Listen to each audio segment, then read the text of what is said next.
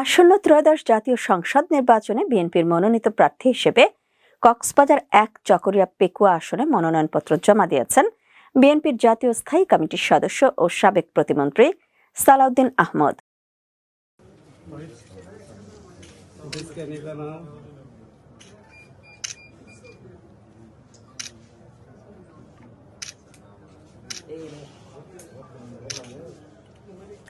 আঠাশ ডিসেম্বর বিকেল ৪টার দিকে তিনি চকরিয়া উপজেলা নির্বাহী কর্মকর্তা ও সহকারী রিটার্নিং কর্মকর্তা শাহিন দেলোয়ারের কাছে মনোনয়নপত্র জমা দেন।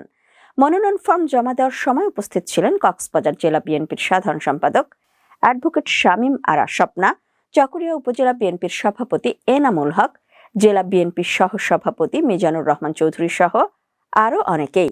এদিকে সালাউদ্দিন আহমেদের মনোনয়ন ফর্ম জমা দেওয়ার খবরে দুপুর ৩টা থেকে চকরিয়া উপজেলা পরিষদ চত্বরে বিএনপি অঙ্গ সহযোগী সংগঠনের বিভিন্ন পর্যায়ের বিপুল সংখ্যক নেতাকর্মীগণ উপস্থিত ছিলেন।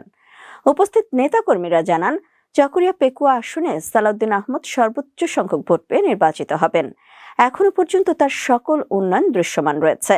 তাই দেশের তরুণ থেকে শুরু করে সকল শ্রেণী পেশার নারী পুরুষ এলাকাকে উন্নয়নের মাধ্যমে সমৃদ্ধ মানুষের মৌলিক অধিকার প্রতিষ্ঠা এবং অবহেলিত জনপদকে উন্নয়নের মাধ্যমে আরও ত্বরান্বিত করতে ধানের শীষ মার্কায় ভোট দিয়ে জয়যুক্ত করবেন বলে আশাবাদ ব্যক্ত করেন। চকরিয়া উপজেলা নির্বাচন কর্মকর্তা মাহফুজুল ইসলাম বলেন, কক্সবাজার ১ চকরিয়া পেকুয়া সংসদীয় আসনে মোট ভোটারের সংখ্যা ৫,৪০,৪৯০ জন। তার মধ্যে চকরিয়া উপজেলায় ভোটার রয়েছে ৩,৯১,৭৪০ জন। পেকুয়া উপজেলায় মোট ভোটার রয়েছে ১,৪৮,৭৫০ জন। এই দুই উপজেলায় পুরুষ ভোটার ২,৯০,২৯১ জন, মহিলা ভোটার রয়েছে ২,৫০,১৯৮ জন। উল্লেখ্য, ২০২৬ সালের ১২ ফেব্রুয়ারি ত্রয়োদশ জাতীয় সংসদ নির্বাচনের তারিখ জানিয়ে গত ১১ ডিসেম্বর তফসিল ঘোষণা করেন প্রধান নির্বাচন কমিশনার এএমএম নাসির উদ্দিন।